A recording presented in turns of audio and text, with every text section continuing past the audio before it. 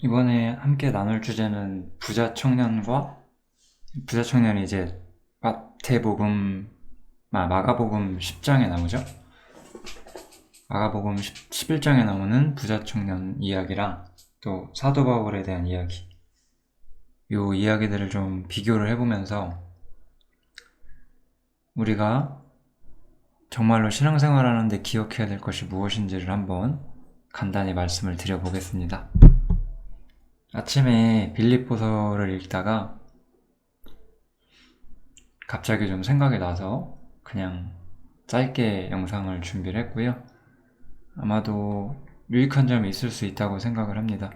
마지막 부분에는 또 자기 부인에 대한 중요한 원칙 하나를 좀 말씀을 드려볼게요. 어떤 사람이, 이 부자 청년이라고 나와 있죠. 예수님이 지나가실 때 예수님 앞으로 나와요. 그래서 내가 무엇을 해야 영생을 얻을 수 있습니까? 라고 이렇게 물어봐요. 예수님께서는 사실 이렇게 물어본다는 것 자체가 이 사람은 율법의 의를 추구하고 있었다는 뜻이에요. 율법의 의를 추구하고 있었기 때문에 율법으로서 의를 추구하는 방법을 알려주시죠, 이렇게.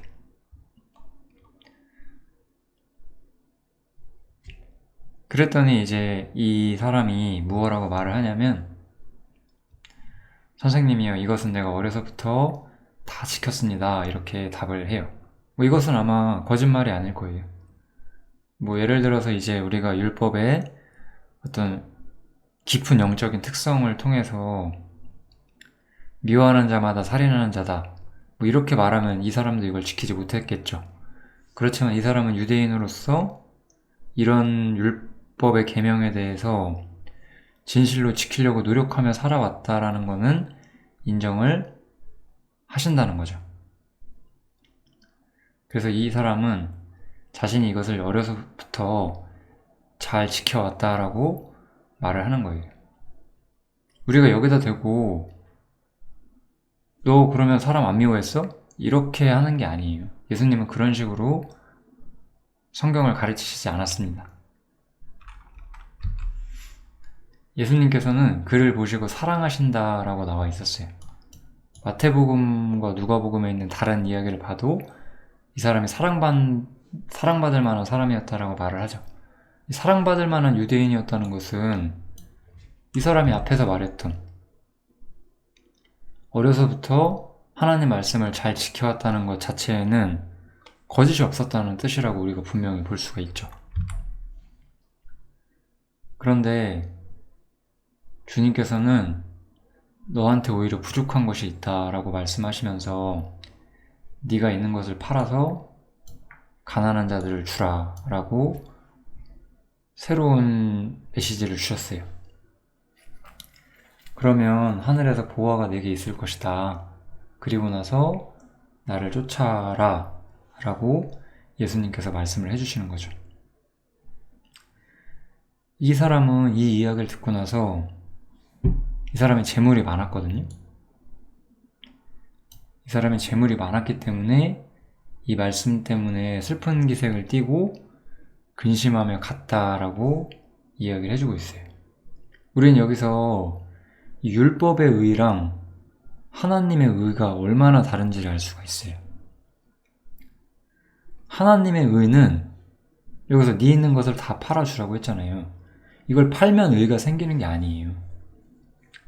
하나님의 의는 처음부터 사람이 가진 어떠한 걸로도 얻을 수가 없는 것이고, 뒤에서 제가 이야기하겠지만,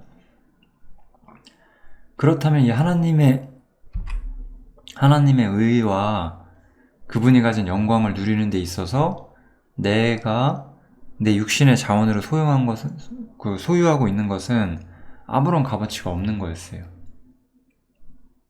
이거는 여러분들과 저에게도 마찬가지죠. 우리가 가진 어떤 육신적 자원, 물질이 얼마나 있든, 사회적인 위치가 어떻든, 교육을 얼마나 받았고, 얼마나 뭐 이 세상을 사는데 유리한 무언가를 소유하고 있든 아니든지 간에 아무런 소용이 없다는 거예요. 이 사람은 사랑받을 만한 유대인이었지만 그런 것들은 아무런 소용이 없었다는 거예요. 그래서 주님께서는 네가 가진 모든 것들을 포기해라. 그러면 하늘에서 보화가 너에게 있을 것이다. 라고 말씀을 해주셨고, 율법에 대해서 열심히 있었고 사랑받을 만한 사람이었다. 유대인으로서 사랑받을 만한 사람이었다라고 예수님께서 인정하심에도 불구하고 이 사람은 주님을 못 쫓게 되죠. 사실은 우리가 뒷내용을 이미 알고 있으니까. 이 사람이 가지고 있었던 것, 율법을 잘 준수해왔던 것, 그 다음에 사실 유대인들에게 재물이 많다는 것은 하나님께 복받았다는 뜻이기 때문에 그 재물이 많았던 것, 사실 이 재물이 많았던 것이라는 것 자체가 사실은 굉장히 많은 축복을 가진 사람이라고 유대인들은 생각을 한 거거든요. 하나님께 사랑받는 사람이라고 생각을 한 거죠. 그런데 다 소용없다고 예수님께서 말씀을 하신 거잖아요. 우리가 이러한 유대인의 신앙을 제가 좀 아굴의 잠언 30장에 나오는 이 아굴이라는 사람의 이야기를 좀 보여드리고 싶은데요. 이 사람이 이렇게 말을 하죠. 나를 가난하게도 마옵시고 부하게도 마옵시고 오직 필요한 양식으로 내게 먹이시옵소서, 이렇게 말해요. 배불러서 하나님 모른다 여호와가 누구냐 할까 하오며 또 가난하여 도적질하고 내 하나님의 이름을 욕되게 할까 두려워함이니이다, 이렇게 말해요. 유대인으로서 이것은 훌륭한 기도지만 그리스도인들이 이 아굴의 자만을 붙들고 있으면 안 됩니다. 이거는 우리에게는 사실 적용할 수 없는 말씀인 거죠. 유대인으로서의 신앙을 딱 말하고 있잖아요, 이것은. 왜냐하면 주님께서는 여기서 뭐라고 말하고 있죠? 내 있는 것을 다 팔아 가난한 자들을 주라라고 말하잖아요. 아굴은 내가 가난해서 도적질할까 두렵다, 그러니까 평탄한 생활을 하게 해달라라고 기도했지만 예수님께서는 네 모든 것을 다 팔아서 가난한 자들을 주라라고 말씀을 하시는 거잖아요. 구약과 신약에는 상당한 관점의 변화가 나타나고 있습니다. 이제 우리가 살펴볼 것은 이제 바울에 대한 이야기죠. 바울은 아까 그 부자 청년보다 더 많은 자원을 가진 사람이었어요. 나도 육체를 신뢰할 만하다라고 말하면서 어떤 사람이 육체를 신뢰할 것이 자기에게 있는 줄 생각한다면 나는 더욱 그러하다라고 말하는 거예요. 이 사람은 8일 만에 할례를 받았고 정통 유대인이었다는 뜻이죠. 이스라엘 민족이고 베냐민 지파고 히브리인 중에 히브리인이고 율법으로는 바리새인이고 열심으로는 교회를 핍박하고 율법에 의로는 흠이 없는 자였다 라고 이야기를 해요. 바울 사도는 여기서 바울 사도가 강조하는 것은 자신의 혈통이죠. 우리가 이 부자 청년이 예를 들어서 왜 부자가 됐는지는 안 나와 있지만 사실 뭐 두 가지 부자가 있죠. 뭐 우리가 생각을 해보면 자수성가한 부자가 있는 거고, 뭐 예를 들어 요즘 시대 어떤 사람이 사업을 잘해서 50억 100억을 벌었어요. 그럼 부자가 되는 거잖아요. 근데 예를 들어 이 바울은 원래 막 500억 1000억 있는 사람의 자식이었던 거죠. 훨씬 더 많은 걸 소유한 사람의 집안에서 태어난 사람이었던 거죠. 육신으로서 더 많은 것을 소유하고 있었던 사람이었죠. 게다가 이 이스라엘에서 굉장한 권리와 힘을 가지고 있는 그런 가문의 사람이었다라는 걸 우리가 볼 수가 있죠. 그러면서 이 사람은 율법의 의로도 흠이 없었다라고 말하고 있어요. 바울 자신도 율법을 열심히 지키려고 노력을 해왔다는 거예요. 이 부자 청년과 같은 입장에 서 있었다는 거죠. 그런데 바울사도가 복음을 깨달은 후에 바울사도는 말을 바꾸기 시작을 하죠. 그러나 무엇이든지 내게 유익하던 것을 내가 그리스도를 위하여 다 해로 여길 뿐더러 라고 말을 하죠. 내가 유익했던 것들을 이제는 다 해로 여긴다는 거예요. 왜냐? 주 예수를 아는 지식이 가장 높고 찬란했고 고상했기 때문이었어요. 그래서 바울 사도는 모든 것을 잃어버리고자 했어요. 또 모든 것을 배설물로 여기고자 했어요. 왜냐하면 그리스도를 얻고 그 안에서 발견되려고. 그래서 바울은 내가 가진 의는 율법에서 난 것이 아니다 라고 말을 해요. 이 말은 뭐 율법을 지켜서 우리가 의를 추구한다 이런 수준의 이야기가 아니에요. 로마서에서 말하는 이야기가 아니에요. 여기서 말하는 것은 바울 자신이 가진 의, 바울의 삶의 대의, 이 사람이 자신의 삶을 자랑할 수 있고 내세울 수 있는 모든 것은 이 육신으로부터 인간의 자원으로부터 온 것이 아니라 하나님의 의를 말하는 것이다. 믿음으로 내가 소유하게 된 하나님 자신의 의를 말하는 것이다.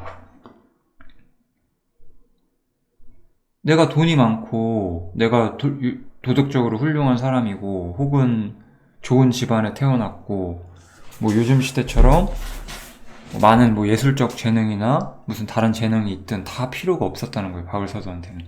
왜냐면 내가 가진 의는 율법에서 난 것이 아니기 때문에. 내가 가진 의는 오직 하나님 자신의 의이기 때문에 그렇다라고 말하는 거죠. 그래서 바울은 그 하나님의 의를 쫓고자 하기 위해서 주님을 쫓고 모든 것을 해로 여겼다라고 말을 하는 거잖아요. 바울이 쫓고자 했던 것은 주님 자신의 의였잖아요. 하나님 자신의 의였어요. 그래서 이 세상에서 그가 가졌던 것은 아무런 소용이 없었어요. 그러니까 바울 사도는 그분의 죽으심을 본받고자 했던 거예요. 바울이 쫓고자 했던 것은 이 세상이 없었으니까. 이 세상이 없었기 때문에 바울 사도는 이 세상에서 무언가를 소유하기 위해서, 무언가를 얻기 위해서 노력하는 사람이 아니었던 거예요. 그게 바로 죽으심을 본받는 거예요. 목숨 걸고 뭘 한다는 뜻이 아니었어요. 여기서 말하는 것은 철저한 포기죠, 포기. 버리는 거. 이게 사실 이 문제에서 핵심이 되는 거죠.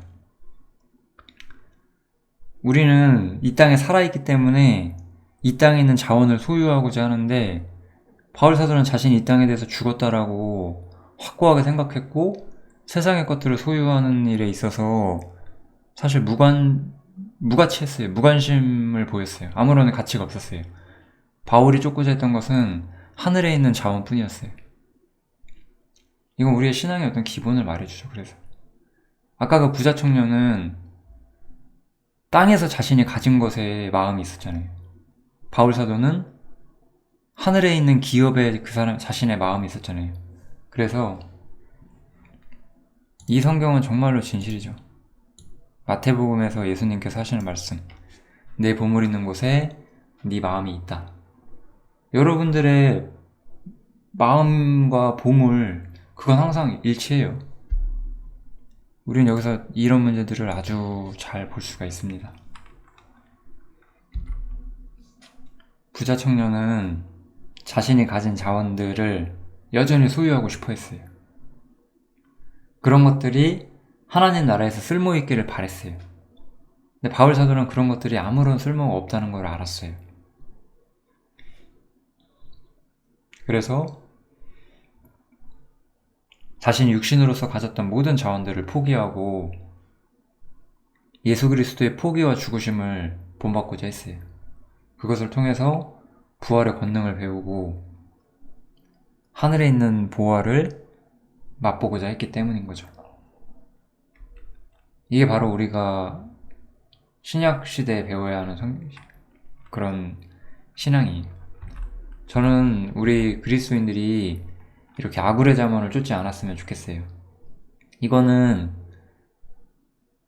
난 신앙이 있지만 그냥 평탄하게 살겠습니다 이런 거거든요.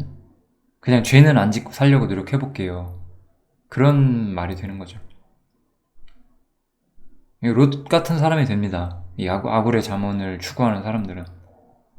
우리는 이런 수준의 신앙을 추구하셔서는 안 돼요. 더 높은 것을 추구하셔야 됩니다.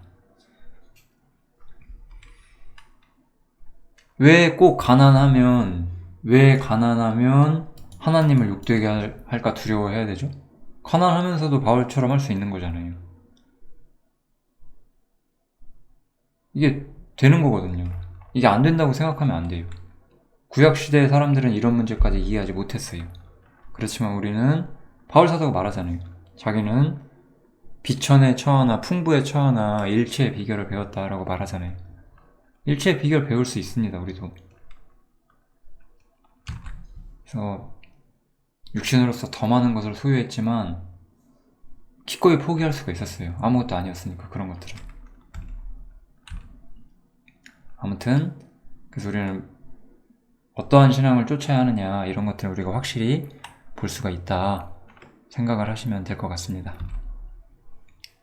이제 다시 마가복음 11장으로 와서 예수님께서 이 장면을 보시고 이제 제자들한테 재물 있는 자는 하나님 나라에 들어가기가 심히 어렵다라고 또 말씀을 해주세요. 제자들이 그걸 보고 굉장히 놀라죠. 놀랄 수밖에 없어요. 왜냐면은 아까 제가 말씀드렸던 것처럼 이스라엘 민족은 하나님께 축복받았기 때문에 재물을 소유한다고 생각을 했었거든요. 근데 그게 아니라고 말씀을 하시니 너무나 많이 놀란 거죠. 이 사람들이.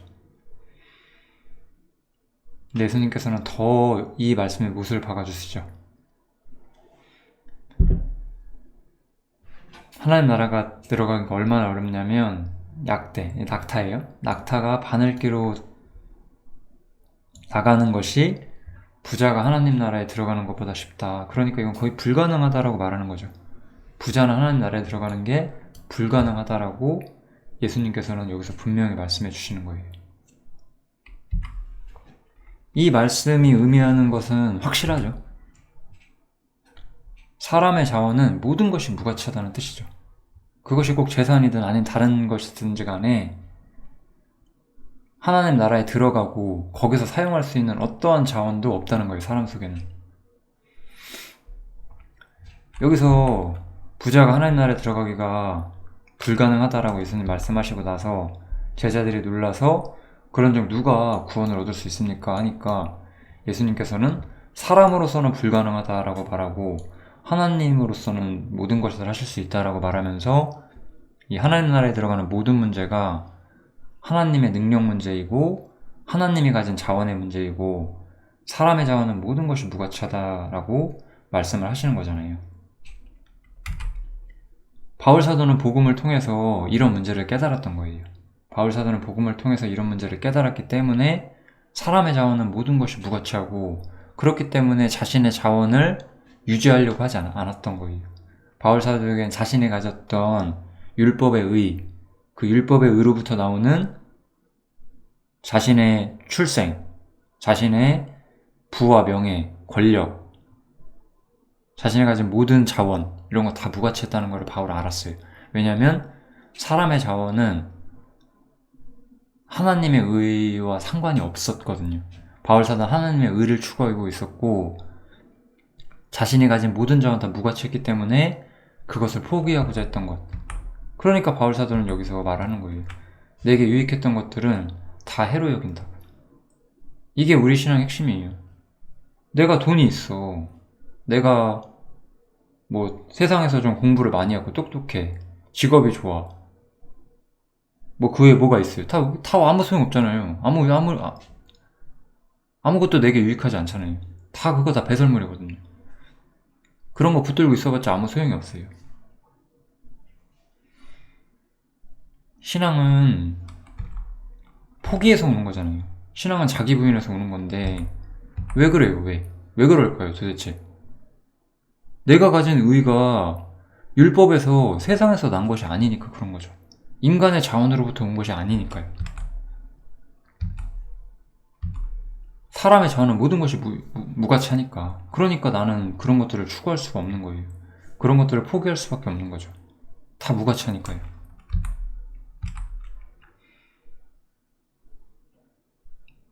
그것이 바울 사도가 깨달았고 우리한테 가르쳐주고자 했던 것이죠. 마지막으로 이 자기 부인에 대해서 한 가지 중요한 좀 단서가 나와서 약간 말씀을 드려볼게요. 이 마가복음 11장에서 이 부자 청년에 대한 이야기가 끝난 다음에 베드로는 이렇게 말을 해요.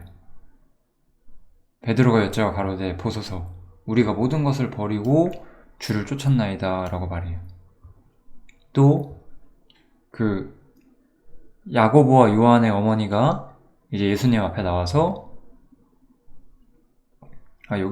그래서 그 야고보와 요한 두 아들을 하나는 주 우편에 하나는 좌편에 앉게 해달라고 말을 해요. 저는 베드로나 야고보와 요한이 여기서 나는 우리들은 주님을 충실히 쫓았고 사실 많은 걸 포기했다. 그러니까 달라라고 말한다고 느껴지거든요. 그런데 예수님께서는 너희가 구하는 걸 너희가 알지 못한다라고 말씀을 해주시고 계세요. 너희가 나의 마시는 잔을 마시며 나의 받는 세례를 받을 수 있겠냐라고 예수님께서 답을 해주시죠. 이 세 사람이죠. 이 사람들은 분명히 포기를 했어요. 이 사람들은 분명히 예수님께서 지시하시는 바의 어떤 메시지를 좀 이해했고 포기를 했어요. 그런데 바울과는 좀 달랐어요. 바울은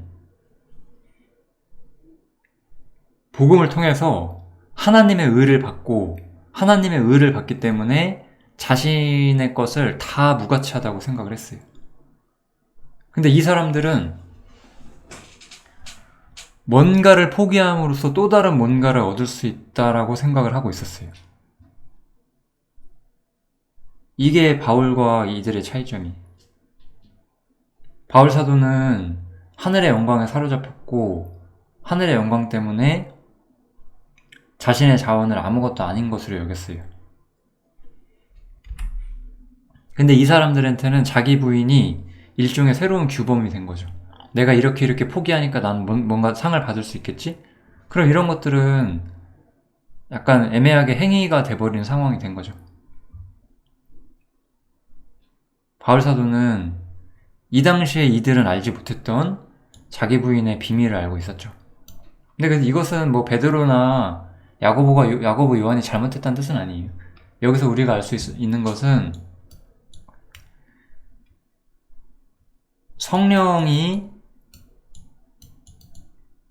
우리와 함께 하시기까지 자기 부인에 대한 비밀은 감춰져 있었다는 거예요.